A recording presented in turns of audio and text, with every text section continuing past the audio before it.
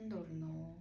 За би сургалтаа зарлаад одоо сургалт маань эхлээд бараг сар шуурж байна. Тэгээд энэ хугацаанд яг дотоодд маань миний дотор яг юу болж байна вэ гэдгийг та бүхэнтэйгээ хуваалцъя гэж бодоод за анх ингээд сургалт за би сургалтаа зарлаа гэл тэр лайвыг бол ингээд хийх хүртэл хүн сургалт хийж чадна гэж итгэж байгаа хүн яг лайв хийж эсвэл ингээд зар тавина штэ. Тэгээд тэр хэмжээний хүртэл бас нэлээ хэм туулдаг. За тэгээд тэрний дараа сургалт яг тэр мөчид хүн ирэх болов хүн намайг сонгох болов сургалтанд минь суух болов хідэн төгрөгийн үнэтэй сургалт зарлах уу яг юу заах уу гэл ингээд хүний дотор маш их юм гэж эргэлдэж идэм байлээ. За тэгээ миний хувьд би ингээд дотгошоо ингээд бодсон чинь яг далд хумсрын талаар ингээд сураад явж байхад ер нь ингээд шууд ингээд үлддэг хүн би өөрөө угаасаа шууд үлддэг. Тэгээд ер нь ингэж нэг юм эргэлзээд байдгүй шийдвэр гаргасан л шууд ингээд үлдчихдэг. Тэр үлдэх зүйл маань сайн болох уу муу болох уу гэдгийг нэг их юу яагаад гэдэггүй байхгүй юу? Одоо тэгж муу болчвол яана ингэж муу болчвол яана тэр сургалт чинь яг ийм байх ёстой шүү дээ, тийм байх ёстой шүү дээ гэд нэг тийм юм багтаа болцсон байсан. Тэр нь болохоор зэрэг өөр лүгээ өнгөж нөгөө нэг айдсуудтайгаа нэлээ ажиллаж тэгээд өөрөө дотроо нэлээ хөнгөрцөн байсан учраас одоо өөрийгөө ямар ч байхыг хүлээн зөвшөөрсөн байсан учраас сургалтаа ингээд зарлчихж байгаа. Тэгээ сургалт маань маш юм одоо нөгөө амжилттай маш олон хүн ирж шууд зарлангуут тэгээд ороод ирнэ гэдэг тийм байна гэж хүлээлт үүсгээгүй учраас харьцангуй нөгөө нэг угаасаа эхэлж байгаа учраас юм чин багаар л эхлэв штэ. Тэгээд би өөрөө бас туршлага чинь өөрөө бас нөгөө нэг юу сургалт зарлахтаа зарсныхаа дараа яг ямар байх вэ гэдгийг мэдрэмжийг би зарсныхаа дараа л мэдэрч чадсан шүү дээ. Тэрнээс л зарлаагүй үедээ би хичнээн нөгөө нэг тийм байна, ийм байна гэдгийг төсөөлөд бодит байдаг шиг гарч ирэхгүй байхгүй. Тэгэхээр тэгээд угаасаа сургалтаа ингээд зарлцсан. Одоо тэгээд сургалтын дараах яг мэдрэмж ямар байна вэ гэхээр хаяадаа ингээд нэг муу сургалт өгöd байгаа юм шиг. Заримдаа ингээд нэг чадахгүй байгаа юм шиг. Эсвэл ингээд буруу өгöd байгаа юм шиг. Эсвэл ингээд нэг юм хин нэгнээс асуумар юм шиг ийм санагдаад мэдрэмж орж ирээд байгаа.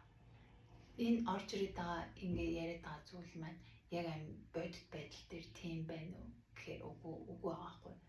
Би миний сургалтанд орж ирсэн хүмүүстэй болохоор би маш сайн өгч илээ. Тэгээ нөгөө хүмүүс маань маш сайн ингээ авч байгаа талархалтай байгаа гэдэг чинь би өгч байгаа гэсэн үг шүү дээ. За тэгээ одоо бол би яг сургалтаа яг ямар хэлбэртэй өгч байгаа гэхээр зөвхөн орж ирсэн хүмүүстэй ингээ тулж ажиллаж байгаа. Тэгээ тэр хүмүүсийн итгэлгүй байдлын итгэлгүй болгоод байгаа зүйлсүүд нь яг юу юм бэ? Тэгээ тэр нь яг юун дээр ингээ итгэл нь алтраад байдیں۔ Итгэлгүй хүн чинь өөрөө нөгөө юм ерөөсөө хийж чадахгүй шүү дээ. Ерөөсөө хөтлөж чадахгүй гэсэн. Итгэлгүй байгаа учраас хүч байхгүй гэсэн. Хичнээн хийх хэрэгтэй. Би өөртөө сургалт одоо ингээд зарлах хэрэгтэй гэдэг ингээд бодоод итгэл орж ирэхгүй бол тэр угаасаа хийгдэхгүй байхгүй. Яг зөвхөн сургалтын дээр ингээд жишээ авах тий.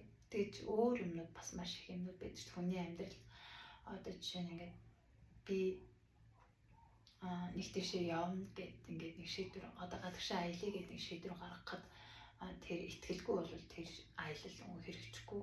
Итгэлтэйгээр би угаасаа аялна гэхээр одоо чи хүүхдтэй хүн байх юм хүүхд харах хүн олдох ч юм уу те ингээд энэ хүн угаасаа шийдчих ямар нэг аргаар энийг зогсоолж өгөх болохгүй гэд хүмүүс хажууд байгаа хүмүүс нь туслах ч юм уу. Иймэрхүү байдлаар ингээд итгэл гэдэг бол хүний амьдралд маш юм хэрэгтэй. Тэгсэн хэрнээ нөгөө итгэл шийдвэр хүчтэй гаргуулдаг. Тэгээд тэгнэ гэдэг итгэл ингэж орж ирдэг юм зүйл байхгүй. Зөвхөн одоо нэг юм гадагшаа аялах тал дээр ингээд авч үзүүл юм. Тэгээд сургалт зарлах дээр итгэл төрж орж ирэхгүй байгаа бол өөрийнхөө чадварт өөрийнхөө нэг яг бусдад яг юу гэж байгаа ямар үнцэн тарааж байгаагаа мэдхгүй, өөрийгөө үнэлэхгүй, тэгээд өөрийгөө голдог, өөрийгөө буруутгадаг ийм програмууд бас ажиллаж байгаа, зөндөө ажилт юм лээ. Тэгээд одоо миний хувьд бол энэ дуу хоолойнууд яагаад ингэ ажиллаад байна вэ гэхээр зэрэг би ингээд ер нь багасаа одоо ингээд томчуудын ингээд завхраар амьдарч исэн хүн байгаа байхгүй юу. Өглөө босхийг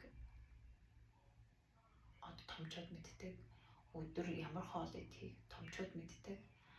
Хаашаа явах, ийш тийш явах уу томчууд мэддэг. Тэгээд одоо юу яхаг ороо унтахыг бас томчууд мэддэг. Тэр ажлаа хийгээгүй юм чи унтаж яахан тий. Ингээд жоохон бахад ингээд томчууд юм уу эсвэл ингээд ер нь ингээд томчууд мэддэг байсан бол том болоод тийм нөхцөл байдлыг мэддэг болчих.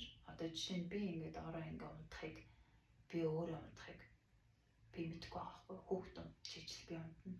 Өглөө би одоо ингээд шууд өөрийнхөө таавар сэрэхгүй хүүхэд уйлж сэрэж байна. Тэгээд өдөрт ингээд гэр бүлийнхнаас ямар хоол идэх вэ асууж байна. Би өөрөө тийм хоол идэх гэж шийдвэр гаргахгүй байгаа байхгүй. Тэгээд иймэрхүү байдлаас болж ер нь хүн өөрөө өөрийнхөө шийдвэрээр яг амьдарч байна. Яг өөрийнхөө дуу хоолойгоор өөрийн яг хүслээр яг амьдарч байна уу гэдэг нь яг ингээд эргэлзээтэй болцсон байсан байгаа байхгүй. Тэгээд би өөрийнхөө сургалтаа яг өөрийнхөөроо орохгүй тэр дуу хоолой чинь буруу байгаа юм шиг байгаад байгаа дуу хоолой чинь нөгөө өөрийнхөөроо явдггүй өөрийн мэдрэмжээрээ явж байгаагүй хүний дуу хоолой байсан байгаа байхгүй юу. Тэгээд гих мэдчлэн л ер нь ингээд ер нь өөрлөгөө өнгийгөөд сурцсан одоо нэг ахтамдаа сурж байхдаа одоо ч гэсэн сураал явж байгаа метрийн хөтөлбөртөө тэгээд ингээд сурчхаар аливаа ингээд нөгөө бэрхшээл саад ингээд тулгарна тэрийг дотоодоос өөрөөсөө өнгөж олж авч ингэж явж байгаа. Тэгээд өнөөдөр насаараа ингээд нөгөө хамаатнуудаараа ээж хаах дүүнраар амьдраад тэгээд явж исэн шалтгаанаа ингээ олсон.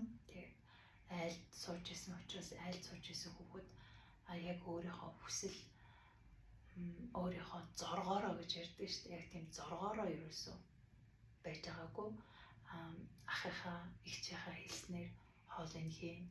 Ахыхаа эгчийнхаа хэлснээр ерөнхийдөө тэгээд байна тий. Тэгээд энэ маань ийм ихтгэл өнөшил байсан. Тэгээд энийгээ тавьж явсан. Одоо тэгээд ер нь өөрийнхөө яг хүслээр ингээд зоргоороо муу байсан ч хамаахгүй тий. Буруу байсан ч хамаахгүй ингэж явна гэдэг шийдвэр гаргачаад байж байгаа. Тэгээд бүгдэнд баярлалаа.